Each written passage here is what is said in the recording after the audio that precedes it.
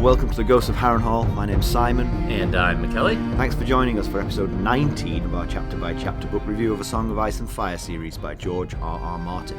Today we're discussing chapter 18 of A Game of Thrones. That's Cat 4.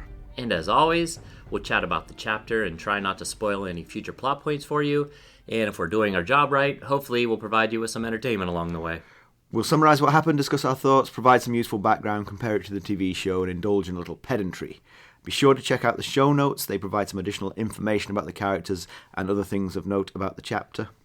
So, I hear you are a little bit in the doghouse. Well, to our non-American listeners, it's Girl Scout cookie season in the United States.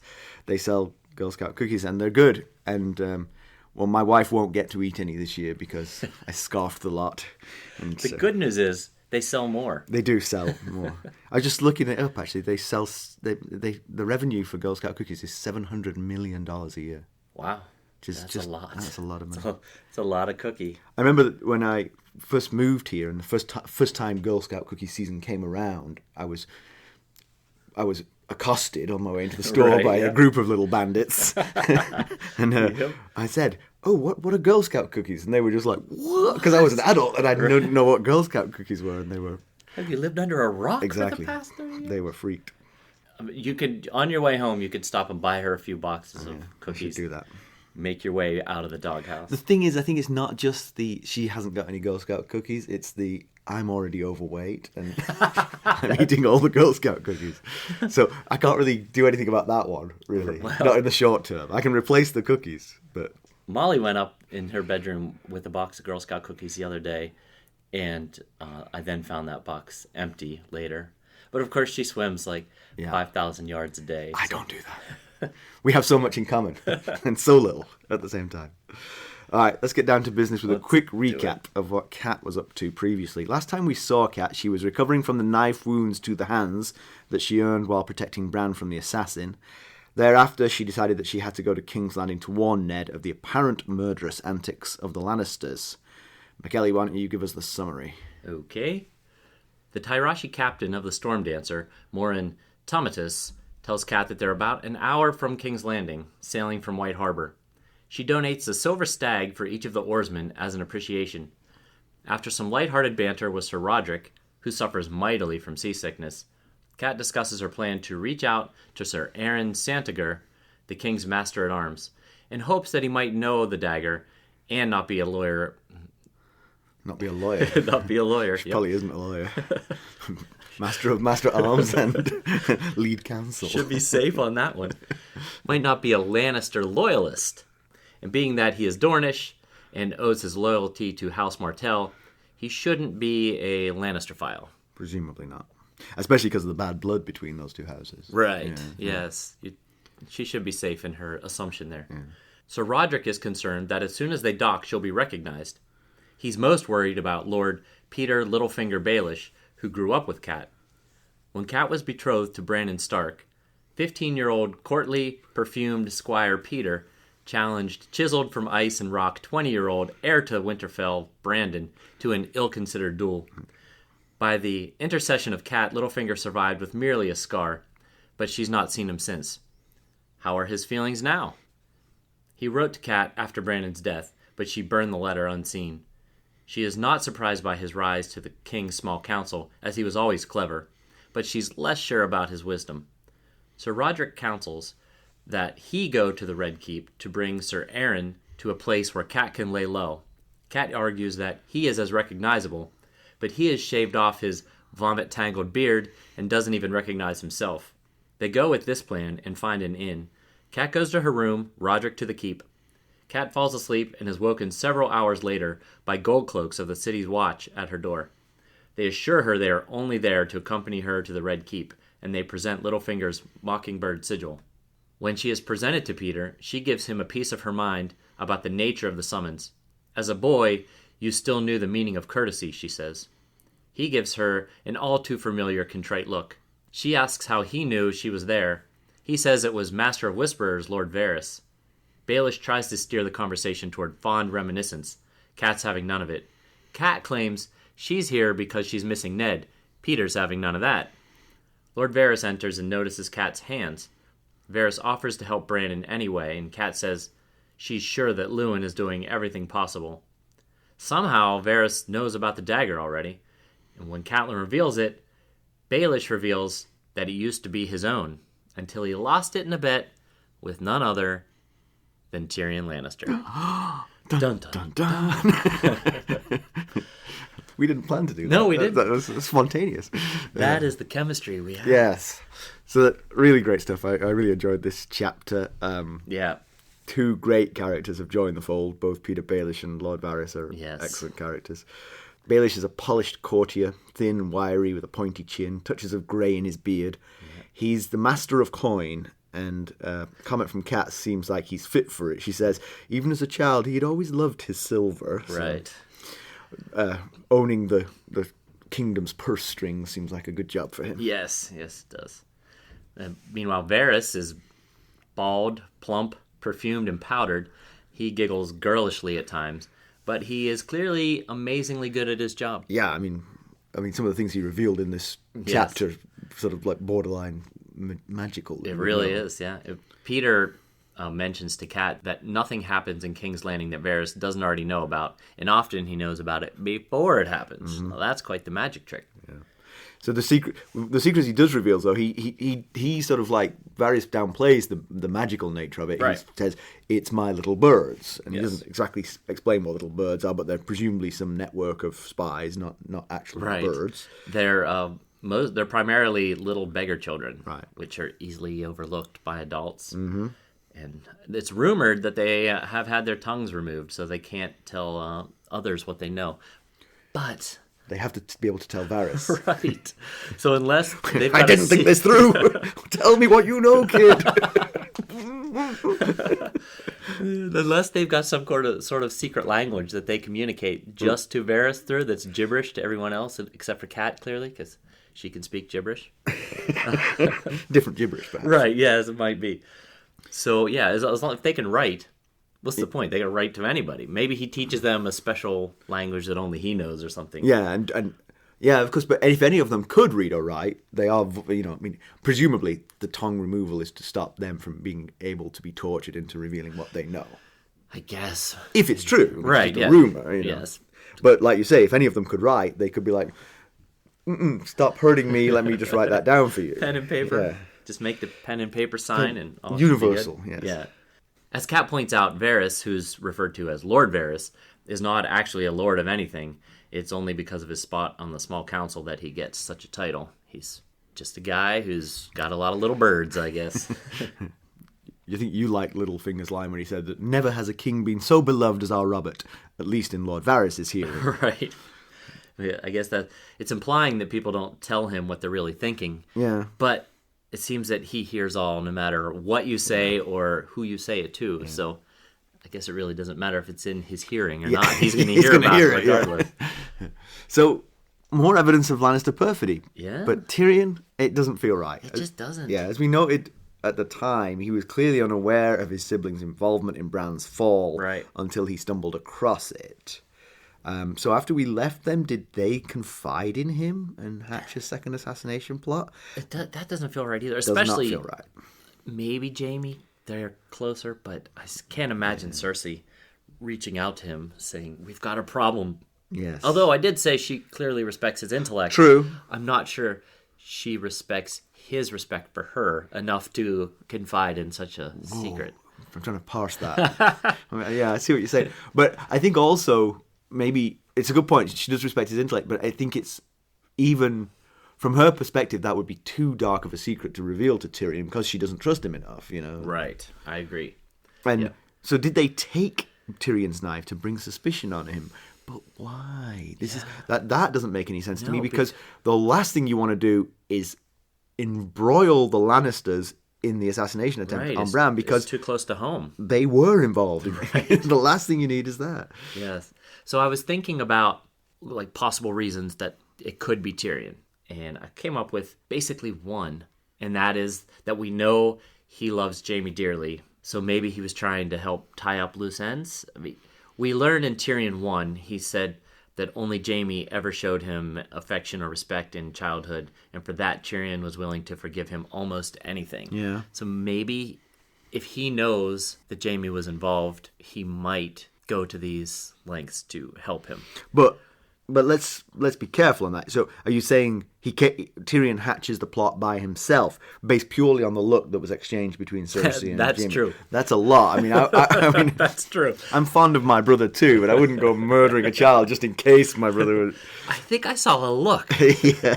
Could have been indigestion, No, but I think it was a look. But conceivably, he could have gone to Jaime and said, Yes. "What was that look about? Oh, we pushed him out of the tower. Don't worry, I'll take care of it." But it just doesn't feel like Tyrion. Tyrion doesn't feel like the cold, callous Lannister that the other two are. And he's certainly too smart to do the next part, which is to give this guy a dagger that is like only one in existence in all of King's Landing. And is known to belong Right. to Tyrion Lannister. Although one other thing, did you notice that Tyrion backed Loras Tyrell in the jousting? Yeah, so you didn't explain that in the summary, but Yeah. the bet that got the dagger from Petyr Baelish into Tyrion's hands was on who would win a joust between Jaime Lannister and Ser Loras Tyrell. Right. So Tyrion may love Jaime, but he bet the right horse there because he bet on Right. Loras Tyrell, who did at the age of 15 Yeah. unseat Jaime Lannister, which is an impressive feat. He bet with his head, not his heart. Exactly. Which always gets me into trouble in sports betting. Yeah. Always betting with my heart. Your head's not a lot better. That's true. Yeah. So, yeah, like we were just saying, back to the dagger thing, Tyrion seems way too smart to have been like, oh, and here, use this dagger. Right. Yeah. This will really kill him. Maybe leave it on the scene so everyone knows. Yeah. So then the other possibility, I mean, so there's the sort of general possibility that the dagger somehow was out of Tyrion's possession and sort of wound its way to the assassin Right. without his knowledge. That's what I was wondering. Maybe the guy, the attempted murderer guy, maybe he stole it from, maybe he's a good thief, maybe he stole it from Tyrion, or maybe someone else had stolen it, someone else is trying to get the Lannisters in trouble. Yeah. But then someone else would need to know. To get the Lannisters in Yeah. trouble. Yeah. So then the other alternative to all this is Petyr Baelish telling the truth? right. I mean, is it just a big lie? But if he's lying, did he just get lucky about the Lannisters being the ones that pushed Bran out the window? Or does it even matter? Maybe because nobody knows for sure who pushed Bran out the window. So maybe he's just trying to make it look like the Lannisters wanted to kill Bran. So Or maybe, yeah, I'm not sure. just one thought there. Did at any point Cat say Lannister before Petyr said it was Tyrion's? I don't think so. No. Right? She never made any kind of accusation. She never did. The only accusation she's ever made is in that room, in her bedchambers, Right. with Ser Rodrik, Yeah.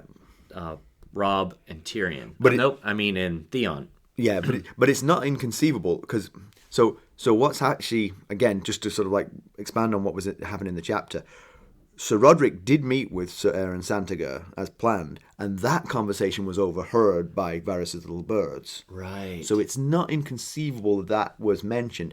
And clearly, Petyr Baelish and Varys have had contact between these two meetings, between the meeting of Ser Rodrik and Ser Aron, and between Cat now meeting with them, because Cat is there. Cat's there. Petyr knew she was in town, and that was because of Varys' spies overhearing the Ser Rodrik conversation. Right. So Ser Rodrik may have dropped the Lannister name in that conversation with Ser Aron. Or perhaps Ser Aron. Well, if the knife really is Tyrion's, Ser Aron might have known too. Right. They went to him because he's master at arms and he knows all the knives. That's true. So perhaps, but obviously, I mean, pointing the finger at Tyrion, regardless of the sort of random chance of it, it's going to create strife between the Starks and the Lannisters. It's going to destabilize the kingdom. Yes. Right. So is that what Petyr Baelish is after? We'll be right back. Hello, friends. Are you ready to make some unforgettable memories? Well, if so, consider the Marriott Bonvoy program. Discover the perfect destination for your summer getaway and unlock exclusive deals on luxurious accommodations. With our affiliate partnership, you'll enjoy unbeatable savings and a seamless booking experience.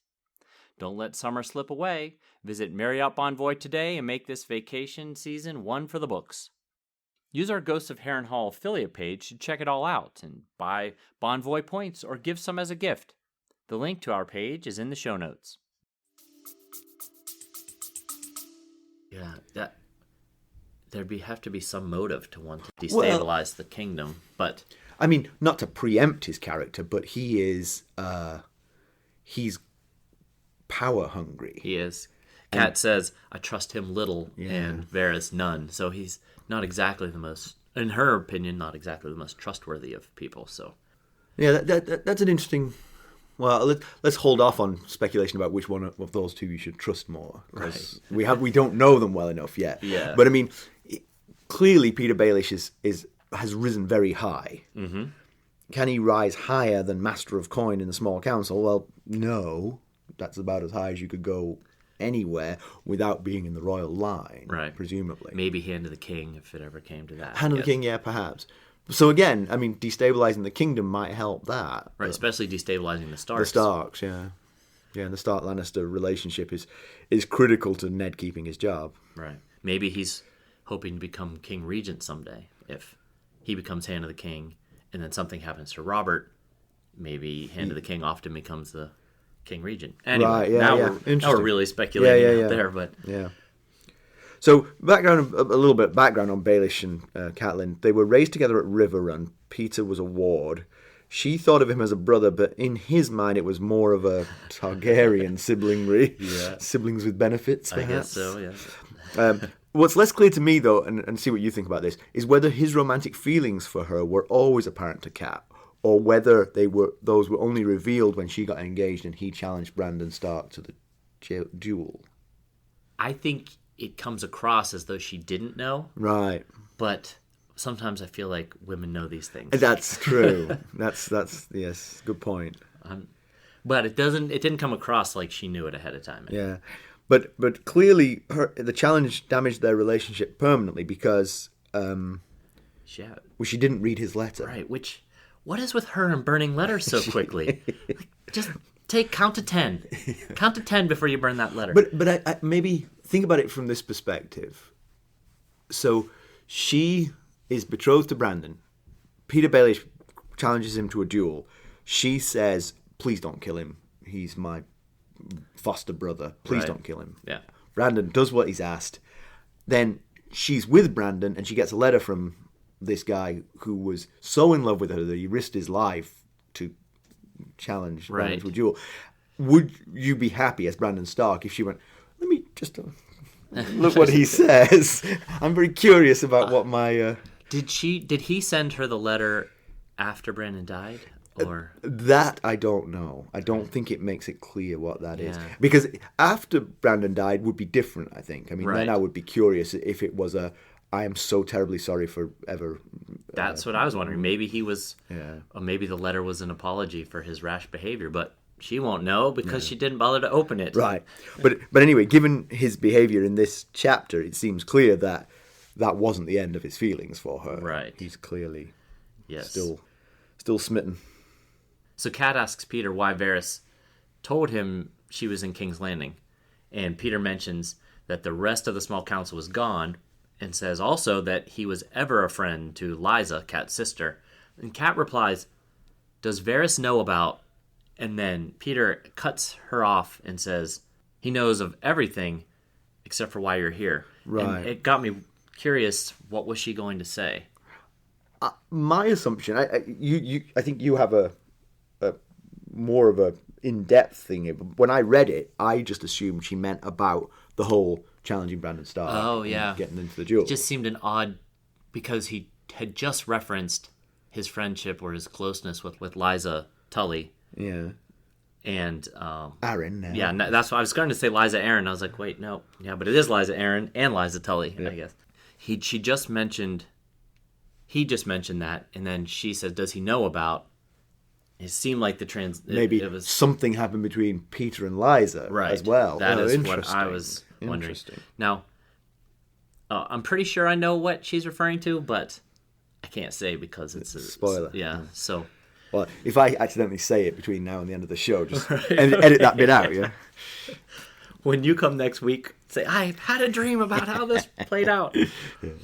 I like how he throws her family's words back at her as why she has not left Winterfell just because she's missing Ned and the girls. That family, duty, honor, which are the words of House Tully, all require her to stay in Winterfell where Ned left her. But counterpoint, the first word there is family. It's true. So that does actually sort of lead me to want to go to King's Landing if I'm Cat. And secondly, her family is the Starks, and their words are winter is coming, and that makes you want to leave Winterfell as quickly as you can. So, have you not heard that winter is coming? So does he still hold a torch for her? Is he...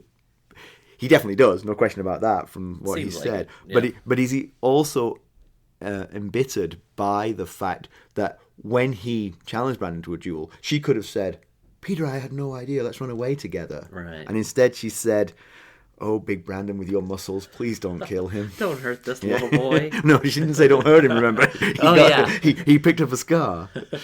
So, yeah. I mean, that's pretty much a rebuff to Petyr, I would say. Yeah. But, I mean, again, family duty, honour. She was told she was marrying Brandon Stark. Yeah, I don't think she had much of a choice, really, in that matter. I don't even know how well she really knew Brandon. Maybe she would have thought, I've known Petyr so long. He's such a good friend. Yeah. But I don't think... But then the flip side of that is he emboldened by the fact that she interceded on his behalf? Right. She could have gone, go get him. This should be interesting. See how many pieces you can chop him into. Yeah. Well, when he tries to reminisce with her, she shuts it down pretty quick. Yeah. It's pretty discouraging from his standpoint. It's one of those... some comedian has a joke about like making a overture to a lady, and she sort of like lays out, I wouldn't date you if... and lists all this like million things that would stop her from dating him. And he's like, so you're saying there's a chance? That was a line in Dumb and Dumber. Oh, was it? You yes. see, another movie I've never seen. I get this from third-party things. So you've saying I got a chance. Exactly. That's what Petyr Baelish is. That definitely seems what he's thinking. So Kat was irked over her treatment from him through the Gold Cloaks. As she refers to it, being sent for by the Gold Cloaks as a serving wench. And there's no real need for him to have handled it the way he did. Personally, I think he wanted to show her the extent of his power to impress her a bit. I can send the city watch after you if I want. Have a bunch of guys at my beck and call to bring you to me. Yes, I can see that. However, I also think there is the... cutting to the chase aspect here, because anything else she could have said no to any messenger. True. I figure it was, at least perhaps from George Martin's point of view, it was kind of like a shortcut to getting this meeting to happen. True. Yeah, that but could have been also. But interpreting the narrative, yes, I think it's definitely Petyr showing that he's a top dog in King's Landing. He's a big shot now. Yeah, I mentioned this before. That I like that Varys has these seemingly psychic powers, but he's willing to just explain them away. You know, the reason he knows things is because he's got spies who listen and report back to him. He's not... You make a terrible magician. Like, this is how I did it. See? It's a false bottom. So he likes that, he gives that impression of omniscience, but is not afraid to admit the workings. But his expertise is... legendary and substantial. So you have to be very careful of what you say pretty much anywhere in the kingdom, I would think. Think it, don't say it, I guess, would be the...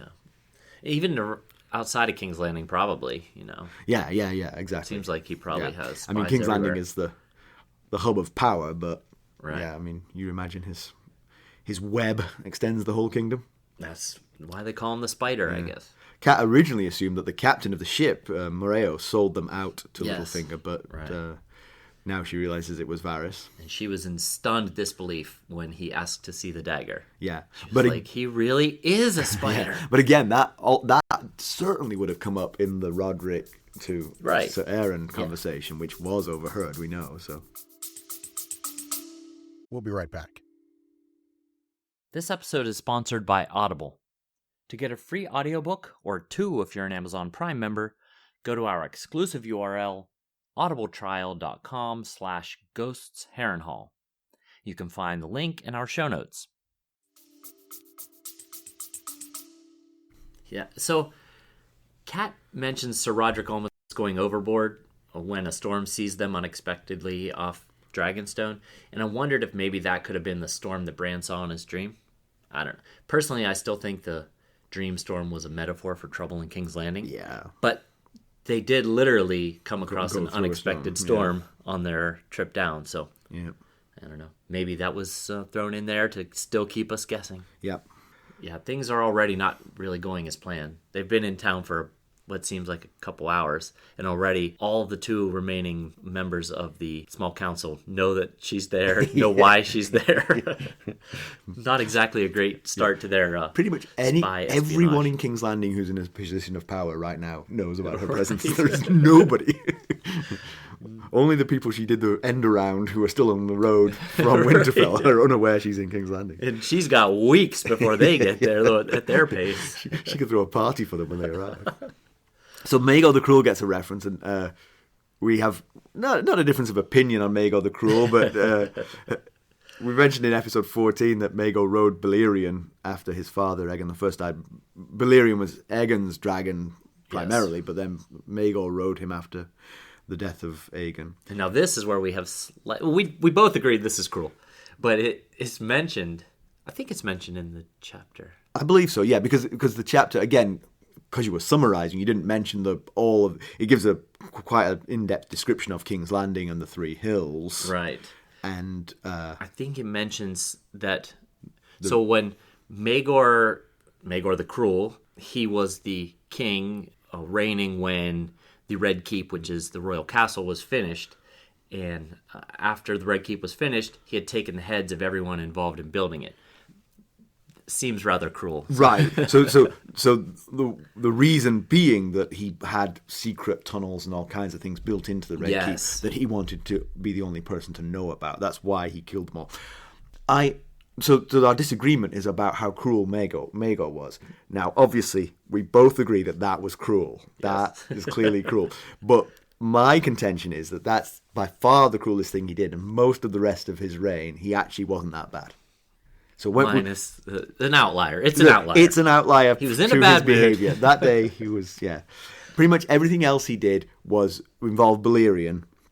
And anyone who challenges a fire-breathing, dragon-riding king whose last name is the Cruel is really stupid and just deserves what they get. That's, you make some sense there. Yeah. We'll definitely talk about Maegor more in the future, and I'll make my case. For Maegor the misunderstood. Maegor the mislabeled. Maegor the one bad day. Tarred for life. That's right. Reputations, they tend to stick with you. That's right. So shall we do some background? Sounds good. All right. So, like Simon just mentioned, I didn't mention in my summary... It's a summary. You're not reading the whole thing. Yeah, exactly. There's a lot of description about the city that is King's Landing, so I just wanted to go into a little bit more information about it in case you were interested and or curious.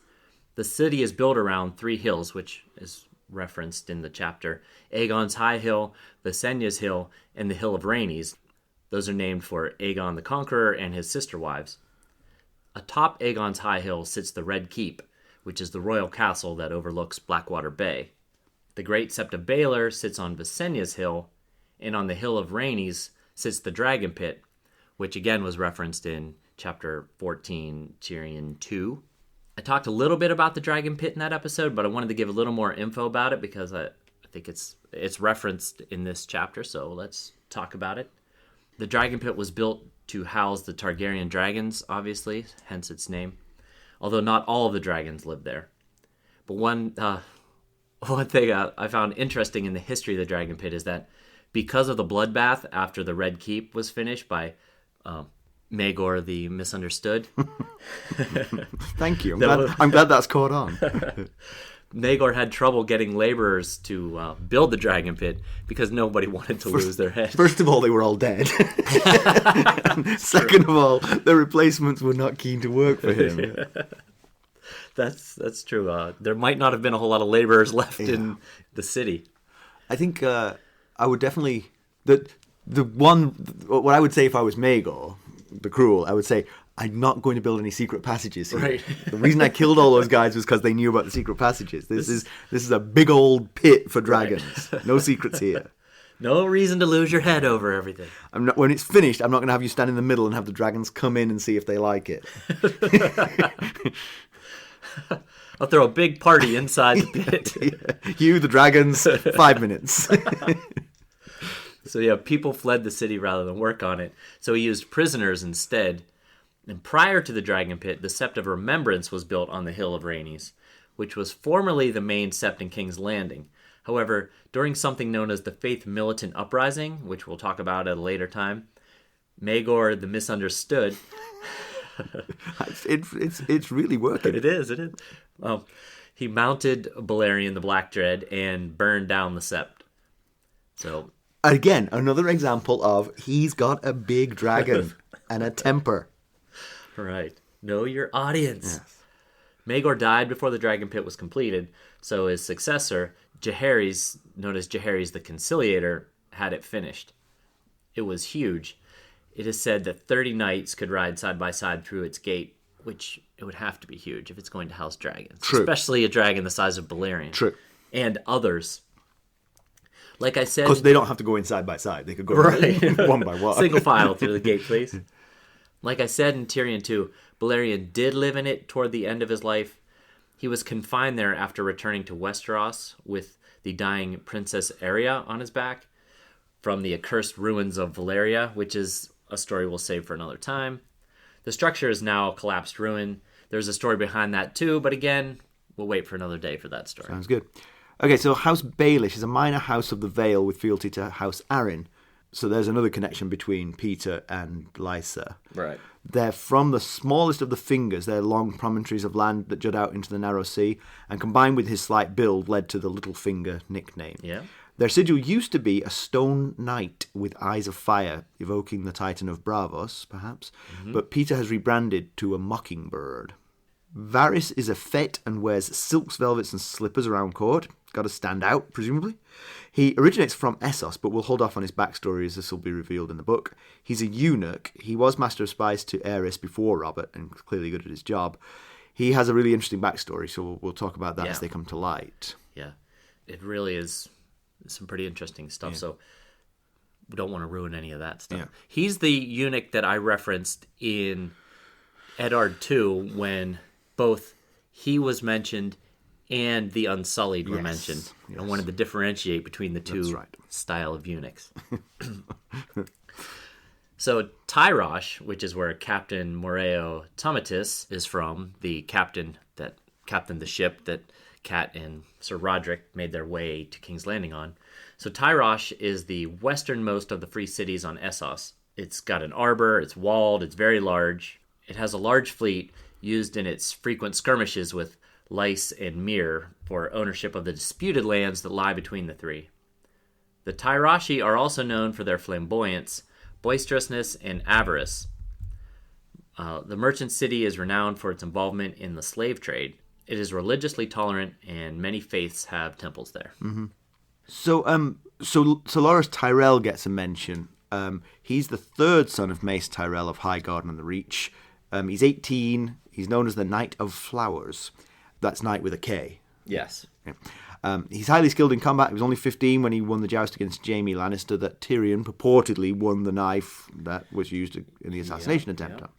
Yeah. He's dashing and handsome and beloved of the people. So in comparison with the TV show, Cat and Ser Rodrik use the King's Road in the show, so they don't get to King's Landing before Ned. They trail behind. We are introduced to Baelish and Varys upon Ned's arrival, not Cat's, which makes a certain amount of sense. Sure. Show Baelish is pretty bold in admitting his love for Cat directly to Ned. Oh, that's right. Basically, the conversation we just had between Petyr and Cat was between Petyr and Ned. So it was like, dude. He's the hand of the king now. He's the hand of the king. He's the brother of the guy who gave you that scar. Right. Do you want a matching scar? for saying the same things. Yeah. Varys shows off his knowledge by commiserating with Ned for what happened on the road with Lady. Oh, okay, yeah. I vaguely remember that. So when Cat and Rodrik arrive in King's Landing, they're met at the gate by gold cloaks. There's no overheard meeting, who take them to one of Baelish's brothels, not to the Red Keep. Like I've said in previous chapters, there's a lot more brothel stuff in the TV show than there is in the book series. But in some ways, I mean, a lot of it was for let's ramp up the nudity in the show, but it was actually a convenient sort of secret place that Petyr Baelish could use for meetings that weren't going to be in the Red Keep and therefore could be more discreet. Speaking of that, a friend of ours was watching an episode and telling us about it, and there was dialogue going on in the primary front of the scene, and in the back of the scene there was the whole sex scene going on. And when the scene got through, he had to rewind it because he missed everything that had been said because he was busy watching what was going on in the background. Which is exactly why they put that stuff in there. So the character should have got eyes here. So in the show, we don't get any clues as to how Baelish and Varys know what they know, whereas here in the book, they admit to some of it. They overheard the conversation between Rodrik and Aron. The conversation between Varys, Baelish, and Cat is much the same regarding the provenance of the knife. Right. So pedantry, this is just a general piece of pedantry. The whole premise for the trip to King's Landing feels a bit thin. It does. Why? I mean, why are you approaching the Royal Master at Arms and just hoping he doesn't rat you out to the Queen? I mean, what is he going to know? Yes, conceivably he might know who owned that knife, but that seems like a long shot. Right. What are you doing? What are you doing there, really? Especially when your kid is unconscious. And it's worse even in the book than the show, because in the show, at least, she was chasing Ned down the road to talk to Ned. Here, she went around Ned, got to King's Landing first. I mean, you might as well just go to the inn and lay low till Ned gets there. Right. Why do anything? Yeah, that's true. Maybe after 4 days of sleep, she just needed to get up and move around. Let's go. The other one is actually the dragon pit. If I'm building a dragon pit, now buildings are expensive, and a dome is particularly expensive because there's some significant architectural design and civil engineering involved in building a dome that doesn't collapse. Right. Which this one has, by the way. So there is a story behind why, but it has collapsed. But these are dragons. They don't need a wide archway in a dome to get in. You could leave a hole in the top, and it would be a lot cheaper to build. Yes. And sure, I mean, it would rain into the hole, but they have dragon scales. They seem and the hole. I mean, you could build a partial dome up to that hole. Right. Like a lot of football stadiums are built that way. Yeah. And then when it rains, they could hide underneath the roof. It just seems... just deal with it. They are dragons. They're dragons, yeah. It seems like just overdone, overblown. A bit like the Titan of Braavos, really. You're taking on building structures that are just beyond the necessity, the need. True, I agree. So news and notes. An amendment to last week's episode on Bran waking up. We said that we didn't get any of his dream before he woke up, and he didn't. He just woke up. But some of what he dreamed about was later touched on by his nurse telling him scary stories while he lay in bed. Right. And so some of that, she talked about the worst winters when others come down from the north. Was it Old Nan that was telling the stories? The very lady, yeah. And like the dream, he was very scared by what she was saying. Yeah. But there was no indication that he had any special insight. He was just a scared 7-year-old. Right. Yeah. He didn't see dragons stirring in the east. Or None of that. No. Sansa crying herself to sleep at night. None of that. But he did get scared about what's coming from the north. Okay. Thanks, Old Nan. That's something. Yeah. Yep. So, in conclusion, Cat has very few secrets. Yeah. She's not proven very good at keeping them generally. No, she's really not. Even the ones she's tried to keep have slipped out without her intending them to. Yeah, she's not so good at that. People have their strengths and weaknesses, Yeah. But hey, it feels like everyone's going to struggle to keep their secrets from Varys. It sure does. Yeah, really can't blame her for that one. No. Although, I guess she could have taught Rodrik her gibberish language. That's true, which he then would have had to teach to Ser Aron. But after all that, eventually they could have done it. When I say spoon, I mean knife. And so Littlefinger says it was Tyrion's knife. Yes, the finger is pointing at Tyrion. Yes, the it little is. finger. The little finger. Yeah, I like that. But we don't believe it. I mean, I guess it's theoretically possible. Like I pointed out a way that it could be possible. just doesn't fit his MO, really. Yeah. And I mean, we're not sure where the lie is, where the wrongness is here.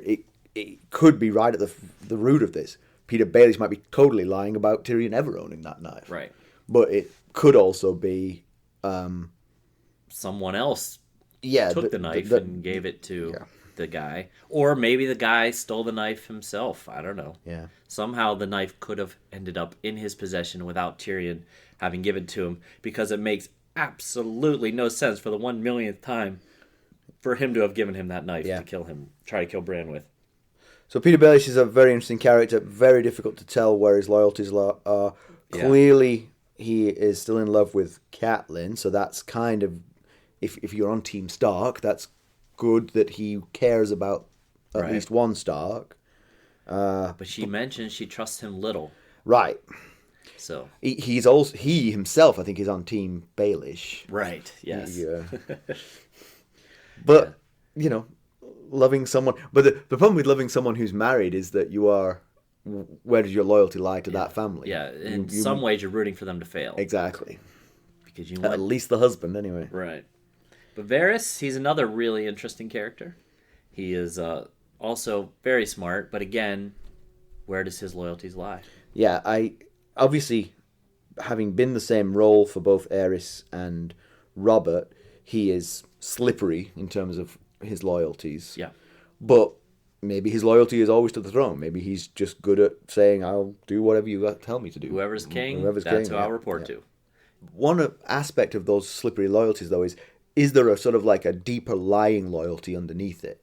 You know what I mean? You're spy master to the king and you're loyal to whoever's the king, but do you have some deeper foundational base of who you're rooting for? Right. Maybe not a particular family or a particular person, but... I think there's several characters that kind of fit into the same role, like Barristan Selmy. He was the Lord Commander of the Kingsguard to King Aerys. Now he's Lord Commander of the Kingsguard to Robert. But how does he feel about that? Yeah.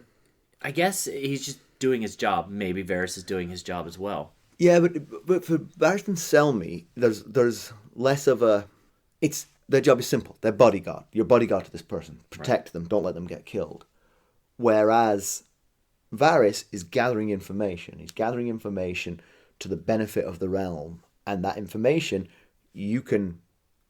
Varys is the bottleneck for all the information flow. He can choose what go. He controls the flow. Yeah, absolutely. He can destroy someone with that information, or he could save someone with that information. Right, and he could twist what he's passing on to Robert to the benefit of others if he wanted to. Right. Yeah. Now he gets the job and keeps the job because nobody does it better in terms of the gathering of the information. The question is if he has a loyalty other than to whoever's currently on the throne, he could really use that against whoever he wants. Yep. Anything else? No, I think we're good, aren't we? I think so, yeah. All right, well, as always, you can reach us at ghost.harrenhall@gmail.com. And then please go out and follow us on Twitter at @ghostharrenhall. And please consider checking us out on Facebook. We're all over the internet. We are, yes. Good. And always, if you could leave us reviews or comments, feedback. Yeah. Like and subscribe. We'd appreciate that. Yeah, especially on iTunes. We could really use some good... so far, all the iTunes reviews we have been 5 stars and very positive. Woohoo. I'd like to bulk that up with some more of those, if possible. All right. Well, thanks for listening. We really appreciate it. Sure do. Okay, bye. Bye.